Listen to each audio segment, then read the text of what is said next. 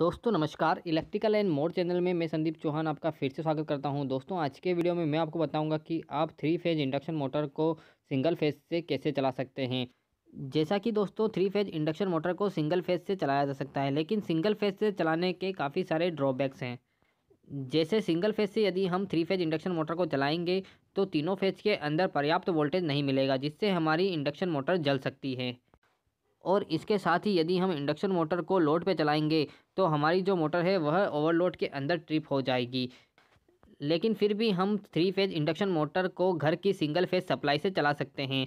दोस्तों ऐसा यदि हमें कोई प्रैक्टिकल करना है या फिर मोटर को चलाना है, मोटर का ट्रायल लेना है, तो उसके लिए हम सिंगल फेज से मोटर को चलाकर एक बार देख सकते हैं। लेकिन आप चाहें कि इसे कंटिन्यू सिंगल फेज से चलाया जाए तो ऐसा पॉसिबल नहीं है। ऐसा करने पर आपकी मोटर डैमेज हो सकती है, मोटर ख़राब हो सकती है। यहाँ पर जो आप देख रहे हैं, यहाँ पर मैंने एक इंडक्शन मोटर ली है।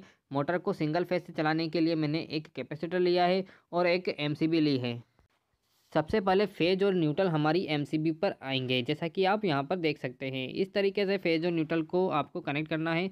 उसके बाद जो फेज है वह कैपेसिटर के अंदर चला जाएगा। यहाँ पर जो मैंने कैपेसिटर लिया है वह 5 mFD का है और यह 400 वोल्ट का कैपेसिटर है। यदि आप इससे कम कैपेसिटी का कैपेसिटर मोटर के लिए यूज करेंगे तो आपकी मोटर के अंदर जो तीनों फेज है वह पर्याप्त मात्रा में नहीं मिलेगा और मोटर अनबैलेंस के अंदर ट्रिप हो जाएगी। तो यहाँ पर जो मैं आपको रेटिंग बता रहा हूँ, इसी कैपेसिटी का कैपेसिटर आपको मोटर के लिए यूज करना होगा। अब इस कैपेसिटर का जो सेकंड वाला पॉइंट है वह मोटर पर जाकर जुड़ेगा। जैसा कि मोटर के अंदर 3 फेज जाते हैं, आर फेज, वाई फेज और ब्लू फेज। तो यहाँ पर सबसे ऊपर वाला टर्मिनल है, इसे हमने आर फेज माना है। तो मोटर के इस टर्मिनल से केबल निकलेगी, वह कंडेंसर यानी कैपेसिटर के इस पॉइंट पर जाकर जुड़ जाएगी, यानी आर वाला फेज यहाँ पर जाकर जुड़ जाएगा।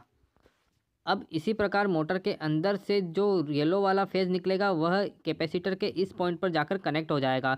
जैसा कि आप देख सकते हैं, इस तरीके से आपको केबल ले जानी है और यहाँ पर ले जाकर कनेक्ट कर देनी है। दोस्तों यहाँ पर जो मैं आपको टर्मिनल दिखा रहा हूँ यह डेल्टा कनेक्टेड टर्मिनल है। आप स्टार कनेक्टेड टर्मिनल के अंदर भी इसी तरीके से कनेक्शन कर सकते हैं। अब इस टर्मिनल में सबसे नीचे वाला टर्मिनल बच गया है, इसके अंदर हमें ब्लू वाला वायर जोड़ना है। तो ब्लू वाला वायर जो है वह हमारी एमसीबी के इस पॉइंट पर जाकर जुड़ जाएगा।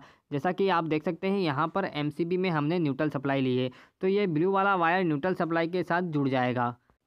इस प्रकार हम 3 फेज इंडक्शन मोटर को सिंगल फेज के द्वारा चला सकते हैं। लेकिन सिंगल फेज के द्वारा चलाते वक्त आपको बहुत सारी सावधानी रखनी होगी। सबसे पहले आपको जो मोटर है वह बहुत ज़्यादा देर तक नहीं चलानी है। यदि आप बहुत ज़्यादा देर तक मोटर को चलाएंगे तो तीनों वाइंडिंग के अंदर अनबैलेंस वोल्टेज जाएगा। अनबैलेंस वोल्टेज से तीनों के अंदर अनबैलेंस करंट बनेगी, जिससे हमारी वाइंडिंग ख़राब हो सकती है। उसके साथ ही यदि हम मोटर को लोड पे चलाएंगे तो मोटर बार बार ट्रिप होगी और बार बार ट्रिप होने से मोटर के अंदर जो इंसुलेशन है वह वीक हो जाएगा, जिससे मोटर कभी भी बर्न हो सकती है।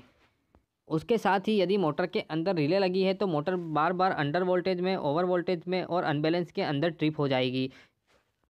और इसके अंदर हमने कैपेसिटर का यूज भी किया है। यदि आप सावधानी से कनेक्शन नहीं करेंगे और फेज और न्यूट्रल को यदि आप शॉर्ट कर देते हैं तो उससे आपका जो कैपेसिटर है वह फट भी सकता है, जिससे आपको काफ़ी नुकसान हो सकता है।